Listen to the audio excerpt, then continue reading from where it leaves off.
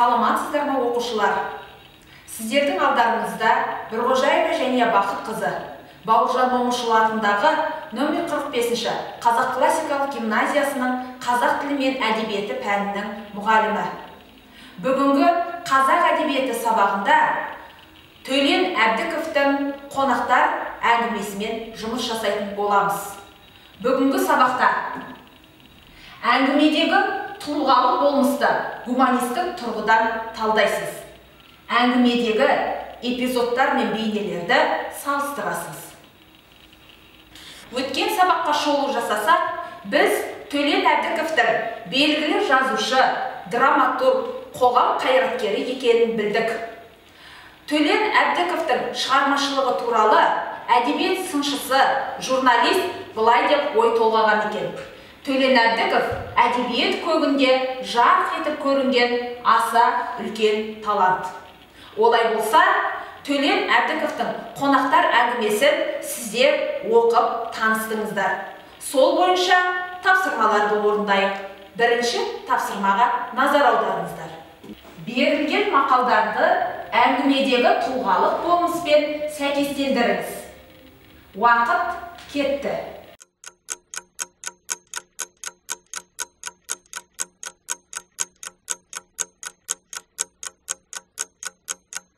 Олай болса, жауаптармен салыстырып көрейік. Сапабек дүйім жұртты аузына қаратып, өзінің Лондонға, Будапештке, Мароккоға, Италияға барған сапарларын әңгімеледі. Бөтен жат халықтардың дәстүрін, мәдениетін, адамдарын мақтады. Италиядағы кедейлердің ауыр тұрмысына аяныш білдірді.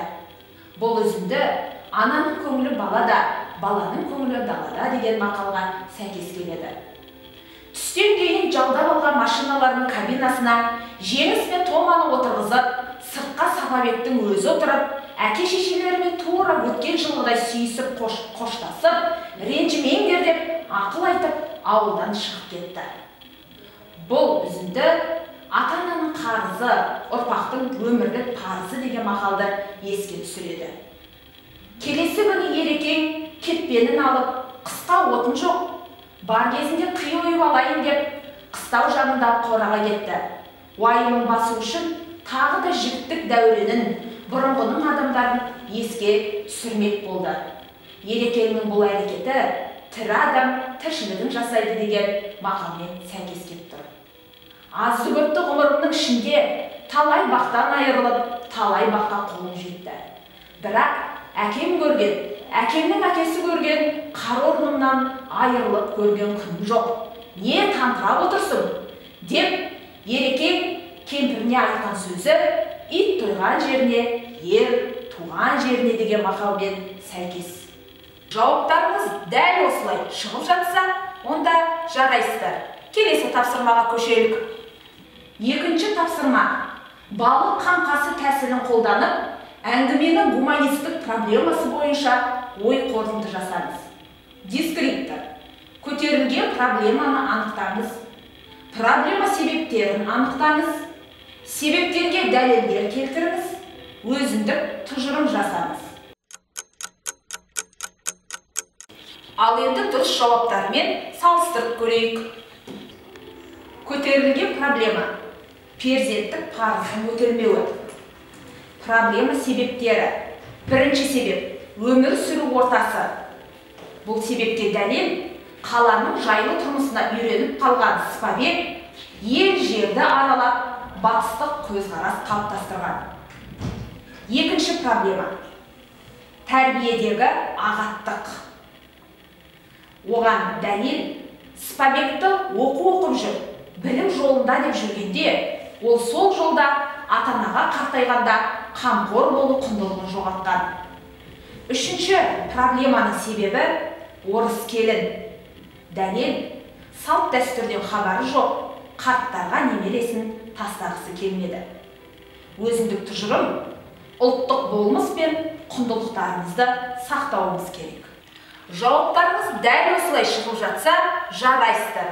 Келесі тапсырмаға көшейік. Ақылдың алты қалпағы тәсілін қолданып, кейіпкер әрекетіне эпизодтардан дәлелдер келтіру арқылы салыстырмалы талдау жасаңыз. Кейіпкерлер: Ерғабыл, Сапабек, Тома. Дескриптор: ақ қалпақ, кейіпкерге қатысты оқиғадан дәлел келтіріңіз. Сары қалпақ, кейіпкердің жағымды қырын саралаңыз.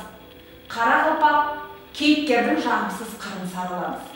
Көк қалпақ, кейіпкер әрекетіне бүгінгі күнмен байланыстыра баға беріңіз. Жасыл қалпақ, кейіпкердің оқиға аяқталғаннан кейінгі тағдырын болжаңыз. Қызыл қалпақ, кейіпкерге қатысты сезімдермен бөлісіңіз.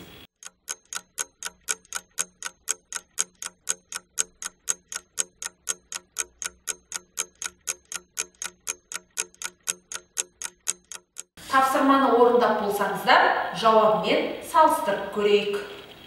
Оқиғадан дерек: Ерғабыл ата баласын тағатсыздана күтті. Кейіпкердің жағымды қыры: Ерғабыл ата туған жерін, өскен ортасын бағалайды, адал еңбегімен тіршілік жасайды. Кейіпкердің жағымсыз қыры: Ерғабыл ата Сапабекті кінәлағанымен, сол жағдайға жеткізген өзінің бейғамдығы да болуы мүмкін. Кейіпкер әрекетін бүгінгі күнмен бағалау: Ерғабыл ата Сапабектің әңгімесіне, өзін ортада ұстауына көңілі толмады. Қазіргі кезде баласының шетел көріп келгені ата-анаға мақтаныш сияқты. Кейіпкердің оқиға аяқталғаннан кейінгі тағдырын болжау: Ерғабыл ата кемпірімен сол ауылда қала береді. Өйткені оның өз шаңырағына кету ойы мүлде жоқ. Баласы да алып кете алмайды. Өйткені ата-анасының жағдайын жасай алатынына сенімсіз. Кейіпкерге қатысты сезім: Ерғабыл ата аяушылықты күтетін кейіпкер емес. Ол болмысынан қайсар адам. Оның бойын еңбегі далаға кеткен өкініш сезімі биледі деп ойлаймын. Сонымен оқушылар, бүгінгі сабақта әңгімедегі тұлғалық болмысқа гуманистік тұрғыда талдау жасадық. Әңгімедегі эпизодтар мен бейнелерді салыстырдық. Келесі сабақта кездескенше сау болыңыздар.